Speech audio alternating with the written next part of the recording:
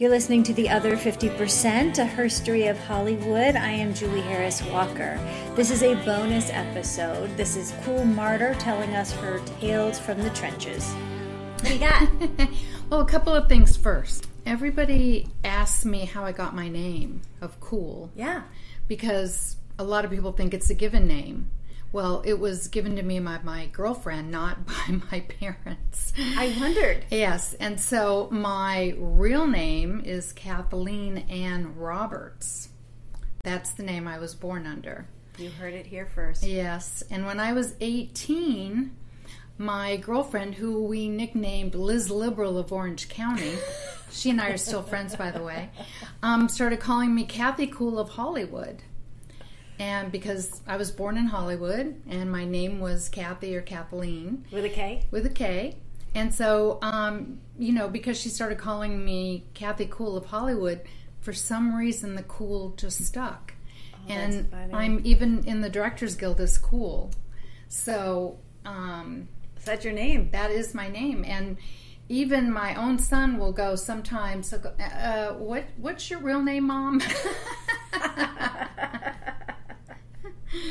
So, because everybody calls me Kool. Nobody calls me by my real name. That's so funny. Like, what does your driver's license say? It says Kathleen. Oh, okay. I know, but I'm in the DGA. I'm everywhere. Even once I was working at Sony, I was head of production for Escape Artists, and they didn't want to issue badges to someone with a nickname.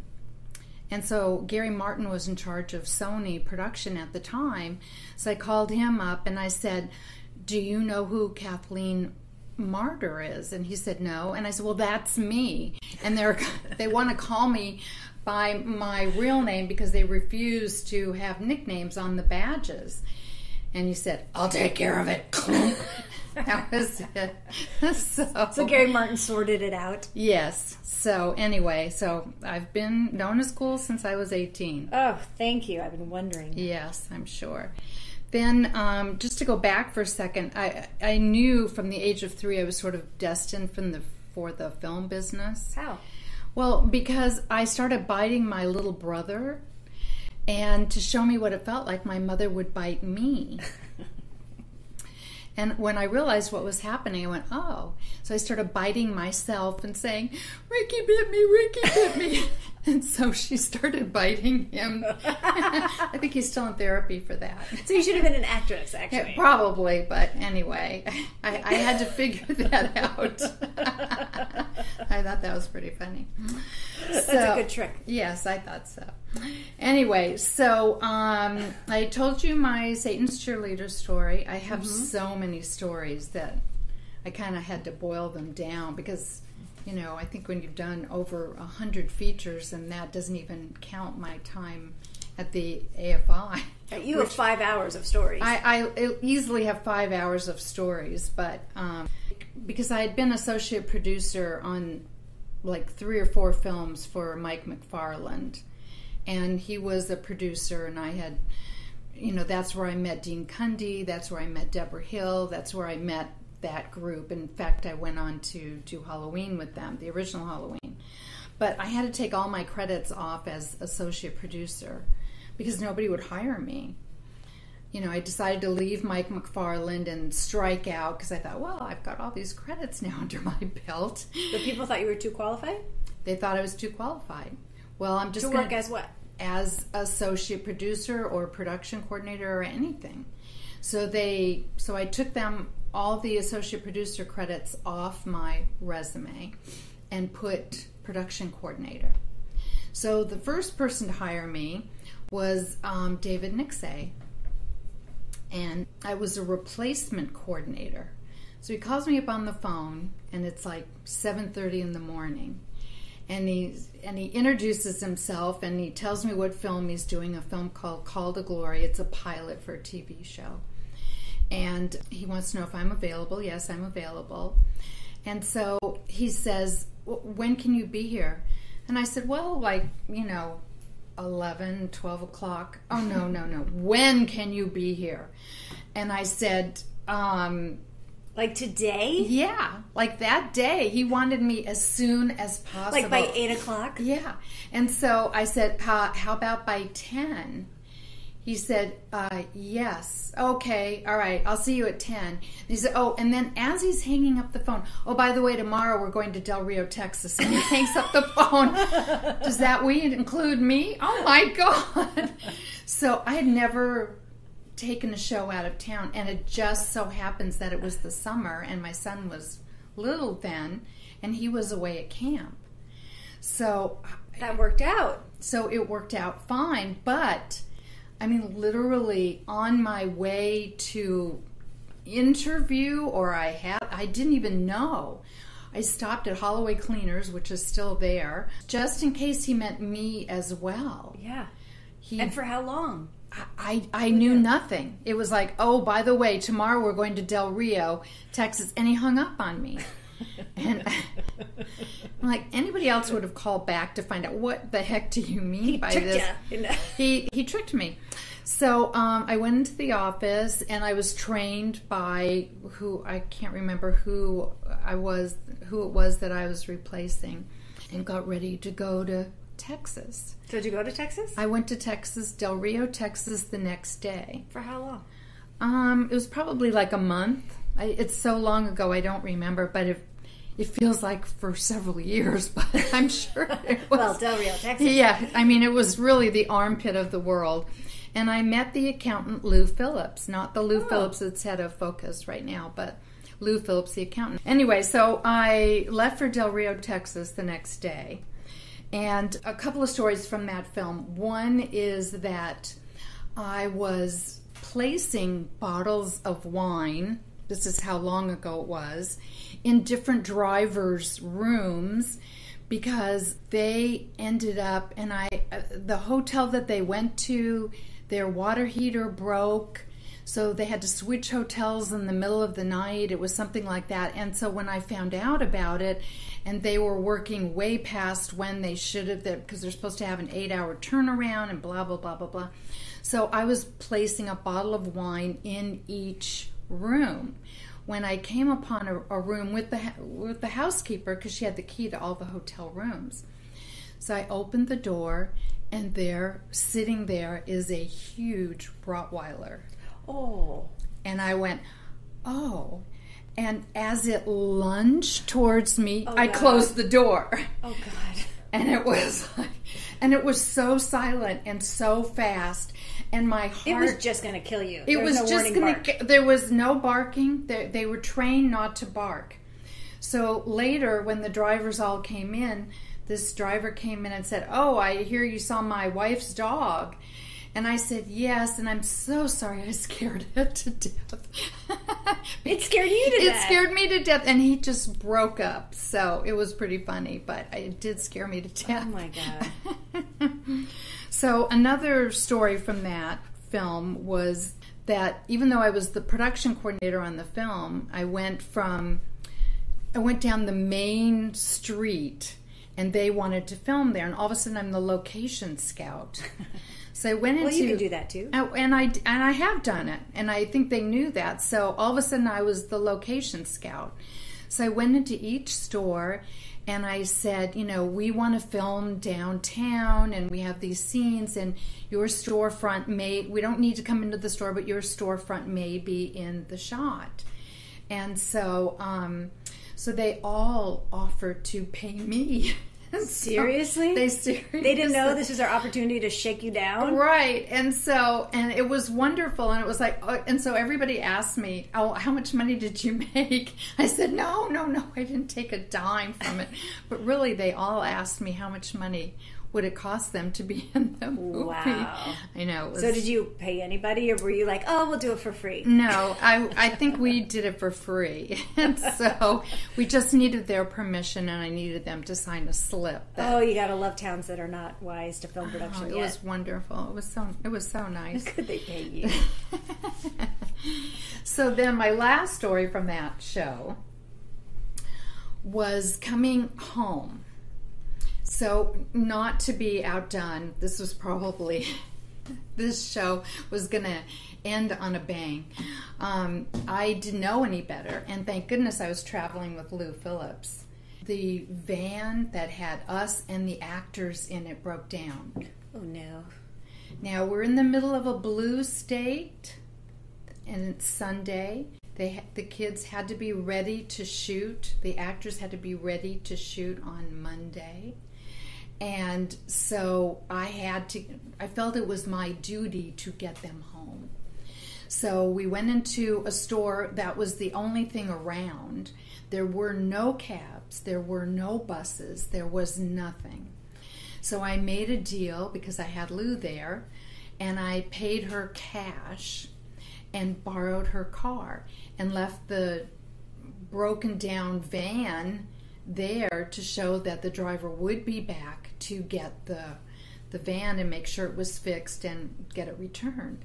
You just borrowed some lady's car? We paid her for it. So,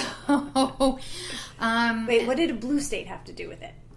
Well, there was nothing open. She was like, she couldn't sell alcohol because it was a blue state. You know what a blue state is, don't you? No. A blue state I'm thinking you're in a Democratic state? No. A blue state, they had blue laws where you could not sell alcohol on Sunday. Oh, okay. And it was one of the last remaining states. In fact, I shot The Big Easy in New Orleans, and Louisiana was just... People were going to jail because they knew the law was going to change, but the law had not changed yet. But like the head of a department store ended up in jail because he was open and selling on a Sunday. Doesn't it just seem so archaic now? I know, and you couldn't go to the malls. You couldn't go anywhere on a Sunday. In this store, I think they could sell food, but they couldn't sell liquor. Well, sure. Yeah. So you need one day a week to recover. Yeah, exactly.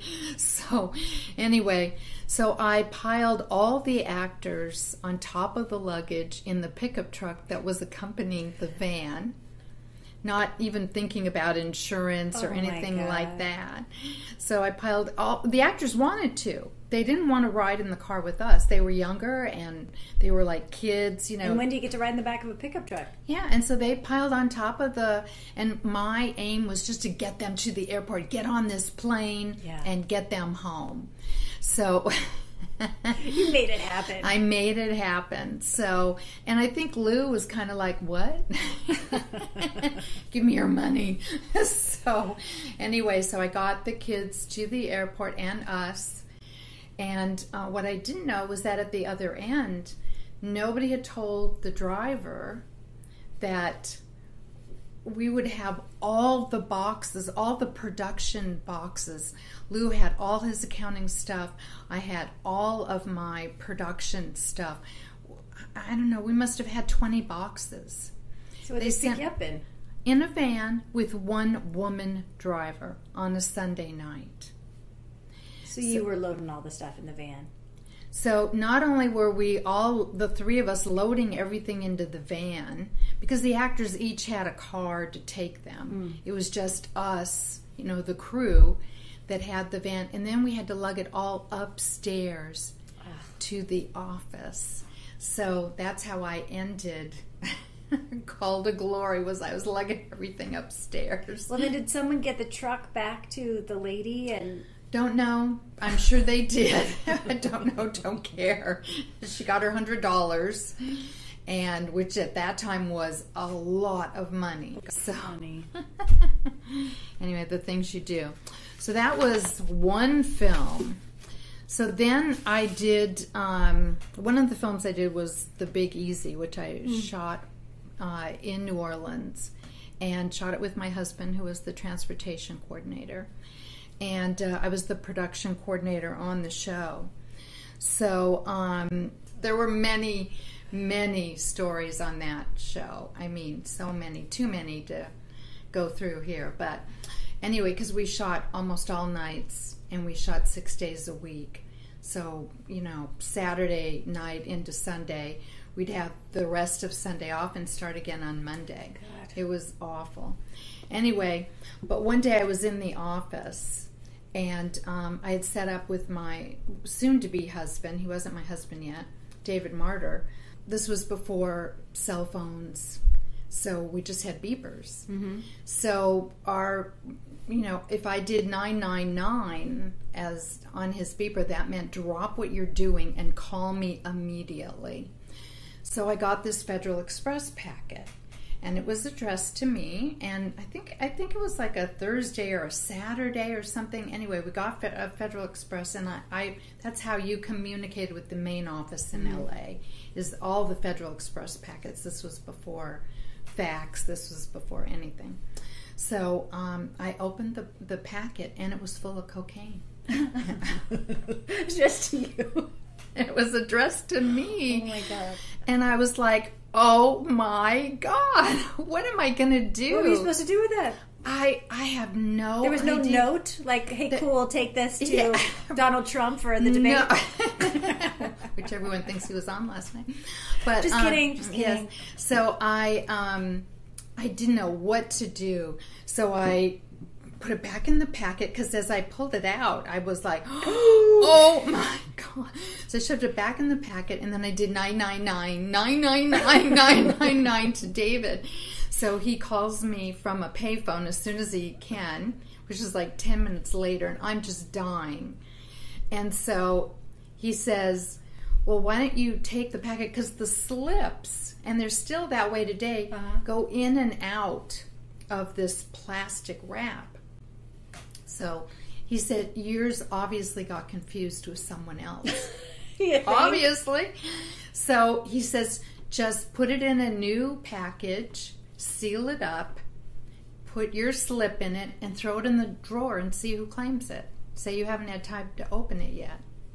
Oh, smart. So I did that. And about an hour later, I won't tell you who, but someone very high up's assistant came and said, oh, I think our packets got confused. Because this one's filled with all the paperwork. And I went, oh, I haven't even had to, I'm just flabbergasted as to who came to get the packet. And so she said, well, it must have, gotten confused. And I said, oh, well, here's your packet. And she ran off with the packet. And I never heard another word. Oh my God. Do you think she knew what was in the packet? Oh, she knew what was in the packet. Was she nervous? She was kind of nervous, but not too nervous. Not as nervous as she should have been committing a federal crime? She should have been a lot more nervous. Wow. But she obviously was anticipating this, and... Wow, so those were the days, huh? Those were the days. And that was nothing for that show. I mean, that kind of stuff happened all the time. But just when I thought I was done with that show, about a year later, they called me to come and testify for the head of our police department. He was also the chief of the police academy. And they couldn't get a hold of John Broderick, who had been the UPM on the show and the line producer, because he was in Berlin shooting. He was in Germany shooting, and he couldn't make it. So I did know a lot. Everything went through me to John Broderick. He was the... So was this police chief, you said? He was the chief of the police academy, and he was also head of the police and our security. So on the film? On the film. Okay. So, John Schluter, and I'm still friends with he and his daughter. So, anyway, I won't even talk about the first time I went down to testify at this trial. What was he on trial for? He was on trial for malfeasance, time card tampering, all sorts of things. And I guess this woman DA decided that art imitated life, or life imitated art. I'm still not sure which. But she brought him up on all these charges, and he was facing really the rest of his life in jail if I wasn't able to testify and convince the judge and the jury that he was not guilty of what they were accusing him of. He was probably guilty of some other things that we probably wouldn't do here, but in California, but in New Orleans, it was okay to do the stuff that he did. Did they have evidence? I don't. They had what they thought was evidence. So, but what they didn't know is that, because at that time I was known as Kool Lusby, my previous name. What they didn't know was that, because I was listed, you have to list everybody, that you're going to have as a witness. So I was listed as Kathleen Ann Marder. Yeah, who's that? And so everyone went, who's that? So they literally had me, his attorneys, one on each arm, and literally carried me into court, hid me in a room. No one was to see me. And then when my turn came to testify, they literally brought me into court. So I had like a white suit on. It was a cream-colored suit. And everybody went, oh, it's Kool. Like that. They had no idea that Kathleen Ann Marder and Kool Lusby were the same person. And you were the ringer? I don't know. I don't know. I guess quite so. A stir. But I was the same person. I just had a different name. So I testified, and I was able to get him off. Wow. Because, they talked about time cards, and why did he have the same time cards? And so I said he had the same time cards as everyone else because that was the only way we could figure out how to pay him. Yeah. And so is that he turned in a time card for whenever he had somebody on the show. Because that really, really and truly was the only way we could figure out how to pay him. And there were some other charges, but I made the 6 o'clock news. I was in the newspaper. It was all local, though. You were the expert witness. I was the expert witness. So exciting times. It was very exciting, those times. So anyway, so that's my story about the Big Easy, at least what I can tell you. Well, if the cocaine story is the story you can tell, yeah, it makes you wonder what else will. Oh, yes. There's a lot of other stories. Anyway, let's put it this way. It was so bad on that film that when we got back, we started going to church. That's how bad it was. That's how bad it was. So. We needed a little insurance. Yes, we needed all the help we could get. So then I was UPM on Wild at Heart, which is the David Lynch movie. Now, I really couldn't hire anybody that I wanted to hire because David Lynch wanted to bring over all the people that he had on Twin Peaks. So coincidentally, I ended up with someone as the transportation coordinator, and this film went everywhere. And I only had 4 weeks of prep because they had to push it up even more because of Nick Cage's schedule. So they had to get him while they had him. Mm-hmm. So, but the PA was, on a previous show I had done, was now the transportation coordinator. Oh, so you knew them. So I knew a few people on the show, so that part was good. But he had no driver's license. Who? The transportation coordinator. Seems like a prerequisite. Yes. And so how to make our insurance null and void for all the vehicles was that they were procured by someone who didn't have a driver's license. Could he get one? So as soon as I found out, I went, oh my God, you've got to get a driver's license. You've just null and voided all of our vehicle insurance. You can't do that.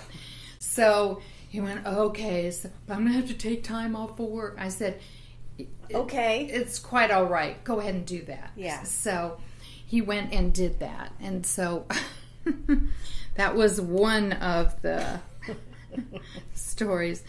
The other story was Chuck Myers, who was a first AD and who's since passed away. He passed away quite a few years ago. In fact, I had his wake at my house. Oh. But how I met Chuck was very interesting because this homeless guy, or he looked homeless, This falls under the don't judge a book by its cover. Or so it would seem. It would seem. He had overalls on with the shagged, fringed bottoms. Mm-hmm. He was barefoot. He was missing some front teeth. And he was a good 400 pounds. Okay. Long, straggly hair that was kind of dirty. So you could understand why I would think sure he was homeless. Something's not quite. Right. So I asked the police officer that we had on the show, oh, please go feed him, because he was trying to get on the set. And I said, oh, please go feed him and, take him somewhere. And, be nice, because they had a tendency to kind of rough up the homeless. I said, be nice, and then escort him elsewhere. But he can't come on the set. And then I turned around, and it was about 5 or 10 minutes later, I turned around, and there he was. He said, well, obviously you don't know who I am. And I said, no, I'm sorry, I don't. And I'm thinking to myself, how did the cops let him through? He said, well, I'm Chuck Myers. I'm here to replace, Margot, the first AD. And I went, oh, my God. That was your first AD? He was my first AD, and he had quite the resume, too. He had done quite a lot of other films. And so I was, in shock. And so then he brought in Tom Snyder, who was his second AD, who still is lovely and fabulous. So, but that's how I met Chuck, who would always say to me, is there anybody you want me to take care of? What does that mean? And I'd say, no, thank you. I'm married to a Teamster, so I'm good. I'm good. I'm covered. Okay. I've got Hell's Angels on my side. I said, well, that's great. But we really became very good friends, and he really was a wonderful person. I just adored him. So. Despite no shoes, no teeth. No teeth, no shoes, but you can't judge a book by its cover. But he really was, and he was a terrific first AD. So, funny. I know, he was very funny. Anyway, and I think I told you the Nick Cage story. So I had to take Nick to the set one day, and we were exchanging, just yakking as to, I don't know. I don't even remember what we were talking about. But then we got into Western songs, and he was telling me, well, if I could name a song, this is what I'd name it. And I said, well, if I could name a Western song, I'd call it this, I may be on her body, but it's you that's on my mind. Yes, that's right. And he loved that. That's actually a great title. I know, it's a great title. So, but I haven't heard it yet. Yeah, you should sell that to someone. Yeah, I should. Send the money to Kool. Yeah, exactly. I have so many stories about stars and their wants and what they had to have in order to work. I have a lot of those. But tell us a couple. You don't have to say who. Well, I'll tell you one. Okay. I was doing Wild at Heart, and I won't tell you who, but there was one actress that wouldn't go in her honey wagon room unless there was a mezuzah on the door, and a rabbi had performed a service and blessed the honey wagon room. Seriously? Seriously. So there I am, I'm the UPM on the show, and I'm spending all my time and effort to make sure that David can shoot with this woman when he needs to shoot her by having the honey wagon room blessed and a mezuzah placed on the door. On the honey wagon. So I went, because in those days you had yellow pages. I went through the yellow pages, and I found someone that would perform, a rabbi that would perform instant services. And so I called him up, and he came right out to the set, performed the service, and placed the mezuzah on the door. Like it was a reasonable thing to request. Yeah. Does she just have a rabbi 10 steps ahead of her everywhere she goes? She must. I don't know. So, anyway, then I was VP of production at Universal. Mm-hmm. But I did 4 or 5 shows as a UPM. I'll start with Dragon, the Bruce Lee story, which was my first show at Universal, and with Rafaela De Laurentiis and Rob Cohen as the director. And the first time I went scouting with them was in Hong Kong. because that's where most of the show took place. So was in Hong Kong, and Rafaela put us up in what I now lovingly call the Hooker Hotel. How kind. She wanted to save money. So instead of all these beautiful hotels in Hong Kong, she finds one that is, where you have a wonderful dinner, but then most men go to another floor. They pick out a woman hanging from a basket, and then they go up to a floor. I realized what was going on when several people disappeared from dinner. And we went, because my husband was the transportation coordinator on that show too, and we went to our hotel room, and there's a little old Chinese man at the end of the hall handing out towels and sheets, and there's an occupied light on the door. Oh, God. And so, but she got a really good deal. Oh, I'm sure she did.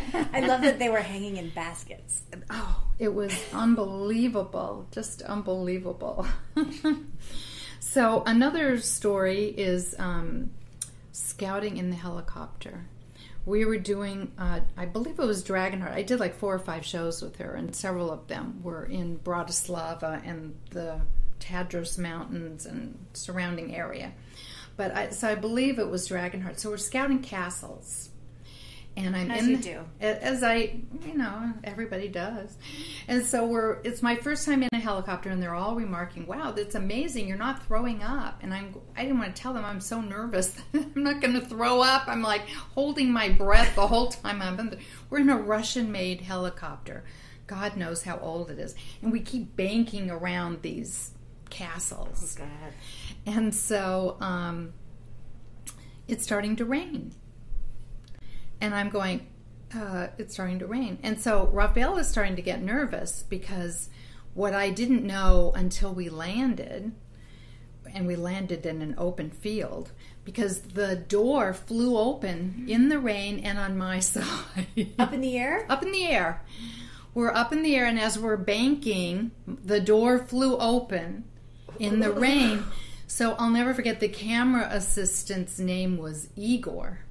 Sure. So he had to climb over me. I had to hold onto his belt as he reached out and got the door. Oh my God. And closed it. And I'm like, oh I'm just about dying.